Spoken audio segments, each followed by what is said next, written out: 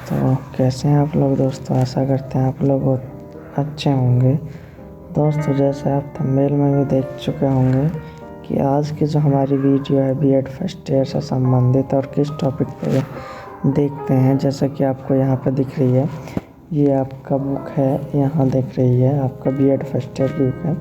और यह शिक्षा के दार्शनिक एवं समाजशास्त्र परिदृश्य, यानी इसका कोड की बात करें तो E102 है।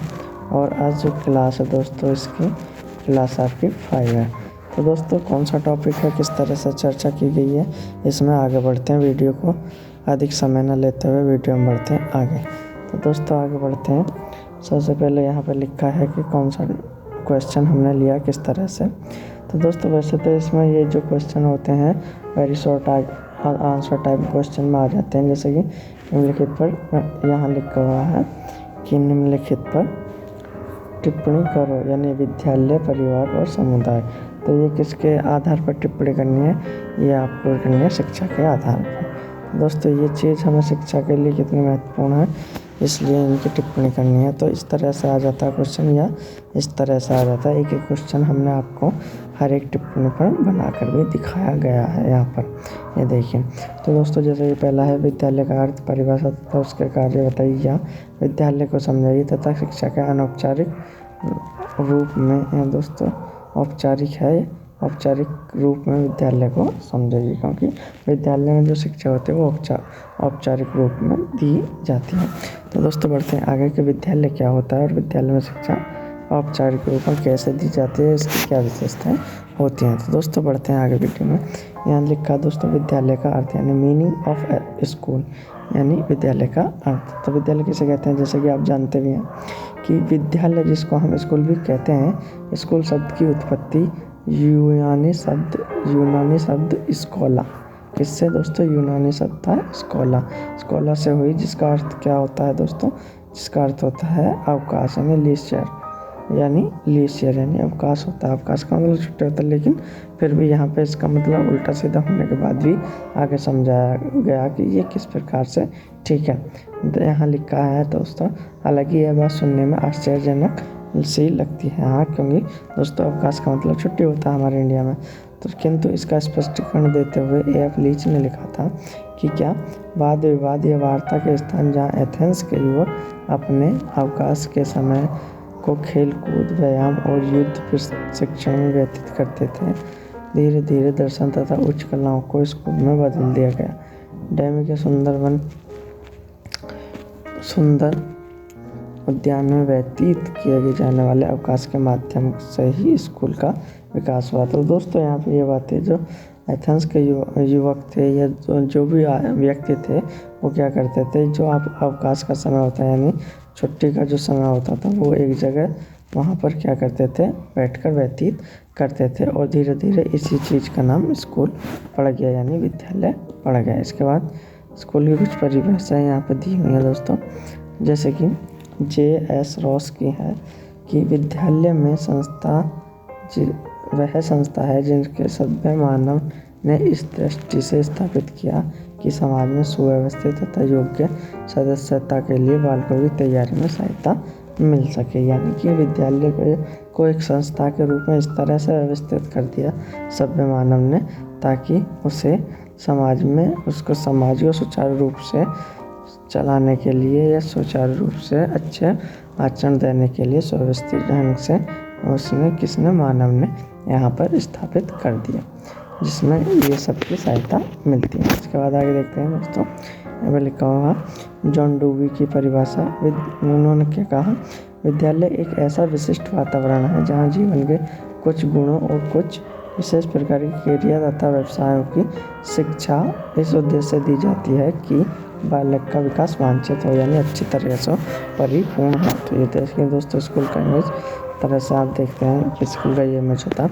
इसके बाद आगे बढ़ते हैं। एक वैज्ञानिक और थे, विद्वान और थे, जिन्होंने परिभाषा दी थी ओटावा के अनुसार। ओटावा ने क्या कहा, विद्यालय युवकों को विशेष प्रकार की शिक्षा देने वाले सामाजिक आविष्कार के रूप में समझे जाते हैं। यानी विद्यालय क्या करता है कि विद्यालय जब किसी छात्र को उसे इस प्रकार की शिक्षा देती है तो उसमें नए आविष्कार वह छात्र शिक्षा पाकर भी समाज में रहकर नए नए आविष्कार जनरेट कर देता है। तो ये आपकी विद्यालय की परिभाषा होती है। इसके बाद कुछ विद्यालय के कार्य हैं, तो यहाँ पर शॉर्ट टाइप में लिए हैं दोस्तों हमने विद्यालय के कार्य भी।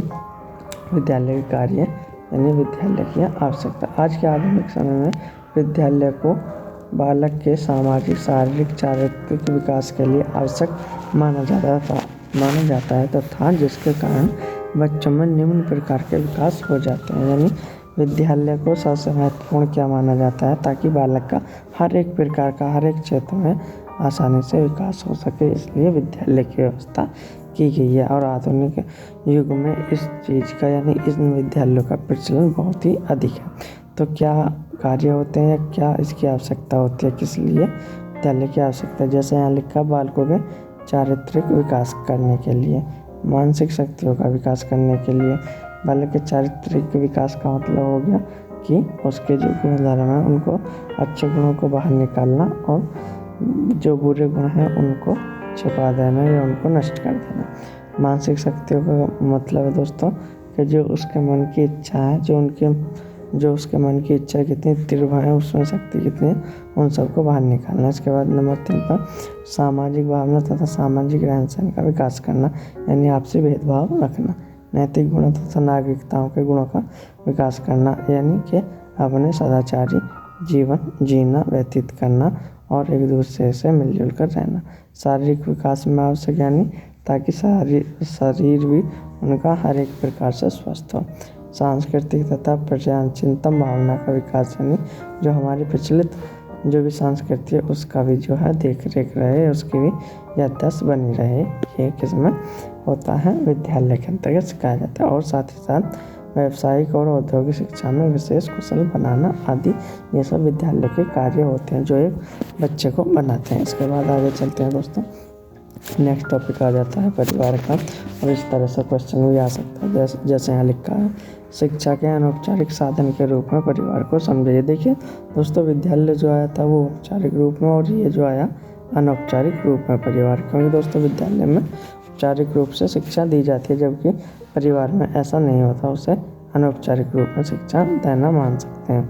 तो दोस्तों हम बढ़ते हैं आगे। परिवार का अर्थ, मीनिंग ऑफ फैमिली। जैसा कि हम जानते ही हैं कि परिवार शब्द को अंग्रेजी में फैमिली कहते हैं, जिसका विकास जो हुआ था लैटिन भाषा के साथ फैमुलस से हुआ था। फैमुलस का अर्थ होता था नौकर, अर्थात इसका तात्पर्य यह हुआ कि परिवार शब्द एक ऐसे समूह के लिए जाता है जिसमें माता पिता या बच्चा तथा साथ में नौकर भी शामिल किया जाता हो। यानी कि क्या था कि प्राचीन जो लैटिन शब्द फैमुलस है उसके अनुसार होता नौकर, और नौकर का मतलब ये हुआ कि जो परिवार में यदि नौकर भी रहता तो उसे भी किसका सदस्य मान लिया जाता, फैमिली का, यानी परिवार का सदस्य मान लिया जाता है। भारत में जो अधिकतर पाए जाते हैं संयुक्त परिवार पाए जाते हैं। तो दोस्तों संयुक्त परिवार आप जानते होंगे, जिसमें माता पिता, दादा दादी, बच्चे ये सब आते हैं, यानी कई पीढ़ी तक के लोग उसमें रहते हैं, तो वो कहलाता है संयुक्त परिवार। इसके बाद आगे चलते हैं दोस्तों, ये देखिए आप ये देख रहे होंगे,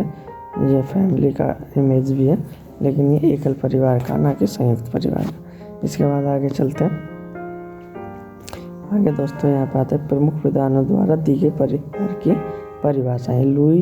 लूसी मेयर के अनुसार इन्होंने बहुत अच्छी परिभाषा दी, क्या कि परिवार एक गृहस्थ समूह है, यानी घर का एक समूह है जिसमें माता पिता और उसकी संतान साथ साथ रहते हैं।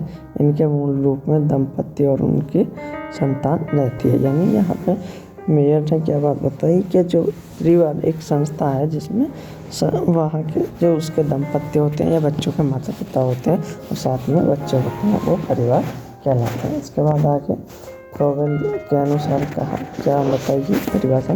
फ्रोवेल ने बताया कि माताएं बालकों की आदर्श गुरु होती हैं तथा परिवार द्वारा प्राप्त हुई अनौपचारिक शिक्षा सबसे अधिक प्रभावशाली और प्राकृतिक होती है। ये किसने कहा, फ्रोवेल ने।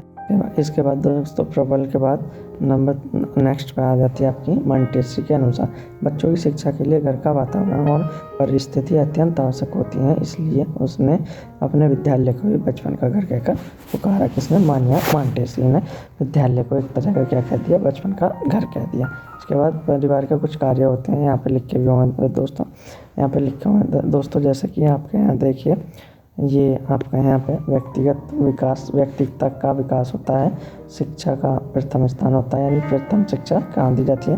परिवार में। और नैतिक तथा सामाजिक आदतों का इसमें क्या होता है? जो आदतों का निर्माण होता है। इसके बाद मूल आदर्शों तथा रुचि का विकास होता है, शारीरिक मानसिक संवेगात्मक विकास होता है, सभी तरह का सहयोग, आज्ञा पालन, परोपकार, निस्वार्थता आदि का विकास होता है।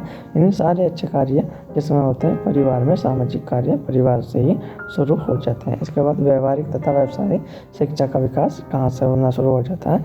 परिवार से। यानी सीधी सी बात करें तो परिवार एक ऐसा विद्यालय है जो दोस्तों प्राइमरी बच्चों का प्राइमरी विद्यालय कहा जा सकता है, क्योंकि जो भी आदत, जो भी गुण, जो भी उसकी जो एक्टिविटी होती है वो परिवार से ही आपकी जुड़ी होती हैं। इसके बाद आगे चलते हैं। आगे आ जाता है कि शिक्षा के अनौपचारिक साधन के रूप में समुदाय को समझाइए, यानी समुदाय वाली बात आ गई। तो समझते समुदाय क्या होता है? समुदाय का अर्थ जिसे कहते हैं अंग्रेजी में कम्युनिटी, मीनिंग ऑफ कम्युनिटी। तो हम पढ़ते हैं आगे कैसे कैसे समुदाय होता है, किस तरह इसका अर्थ होता है। जैसा कि यहाँ लिखा है, समुदाय शब्द अर्थ पर विचार करें तो, यानी समुदाय शब्द के अर्थ पर विचार करें तो हम देखते हैं कि अंग्रेजी में इसे कम्युनिटी कहते हैं, जो लैटिन भाषा के दो शब्दों कॉम तथा म्यूनिस से बना है। कॉम शब्द का अर्थ होता है दोस्तों टुगेदर, यानी टुगेदर का मतलब एक साथ रहना, और म्यूनिस का अर्थ होता है, इस तरह से समुदाय का अर्थ होता है कि साथ साथ मिलकर सेवा करने से इस लगाया जाता है, जो कि किसी एक उद्देश्य के लिए नहीं बल्कि सामान्य उद्देश्यों के लिए साथ मिलकर रहते हैं। उनका संपूर्ण जीवन समुदाय में व्यतीत होता है। यानी दोस्तों यहाँ पर किसी विशेष कार्य के लिए हम आपस में समुदाय बनाकर नहीं रहते, बल्कि क्या रहते हैं कि अपने सामान्य कार्य करने के लिए भी एक दूसरे से मिलजुल कर रहना ही क्या कहलाता है? समुदाय कहलाता है, जो आप आसानी से समझ गए होंगे। तो दोस्तों ये देखिए कम्युनिटी की इमेज है, यहाँ कुछ हमारे आस पड़ोसी हैं जो कि सब आपस में एक विशेष कार्य के लिए होकर के खेल कूद साथ कर सकते हैं, बातचीत साथ कर सकते हैं, सामाजिक कार्य साथ कर सकते हैं, बहुत सारे कार्य एक साथ कर सकते हैं, जो कि पहले से ये भी नहीं कह सकते कि पहले से ही निर्धारित होते हैं, वो किसी भी प्रकार के कार्य कर सकते हैं। इसके बाद आगे देखते हैं दोस्तों, मिलजुल कर इसमें कार्य करते हैं। आगे देखते हैं तो दोस्तों यहाँ पर आता है समुदाय की कुछ मुख्य परिभाषाएं। कुछ परिभाषाएं दी हैं, जैसे मैकवायर एंड पेज के अनुसार इन्होंने क्या परिभाषा दी थी कि जब किसी छोटे या बड़े समूह के सदस्य इस प्रकार साथ साथ रहते हैं कि किसी विशेष हित में भागीदारी न होकर सामान्य जीवन की मूलभूत दशाओं या स्थितियों में भाग लेते हैं, तो ऐसे समूह को समुदाय कहा जाता है। जैसे दोस्तों ऊपर भी बताया गया कि इसमें यह नहीं है कि कोई विशेष कार्य या विशेष जो क्रिया है उसे ही पूर्ण किया जाए। यहाँ पे सामान्य जो कार्य होते हैं, जो रोजाना के रोजमर्रा कार्य होते हैं, उन्हें आपस में मिलकर पूर्ण कर लेते हैं, ऐसे कहते हैं समुदाय। इसके बाद एक परिभाषा और दी थी जो बढ़िया है, कुक के अनुसार, यानी कुक महोदय ने बताया था कि एक भौगोलिक क्षेत्र के अंतर्गत मानवीय संबंधों का एक निश्चित रूप अर्थात व्यक्ति सांस्कृतिक एवं भूमिका समन्वित रूप से समुदाय है। यानी एक भूगोल के अंदर, भूगोल का मतलब एक पृथ्वी है, जैसे इसके अंदर जितने भी लोग रहते हैं आपस में मिलजुल कर वो क्या एक समुदाय का निर्माण कर देते हैं। इसके बाद आगे देखते हैं दोस्तों, आगे देखते हैं यहाँ पर लिखा कि बालक पर समुदाय के निम्न शैक्षिक प्रभाव पड़ते हैं कि समूह में रहने पर, यानी समुदाय में रहने से बालक पर क्या प्रभाव पड़ता है? एक तो सामाजिकता का प्रभाव पड़ता है, यानी सामाजिक होगा, अच्छे समुदाय में रहेगा तो बच्चा अच्छी भाषा सीखेगा, अच्छी बातें सीखेगा तो वो सामाजिक कहलाएगा।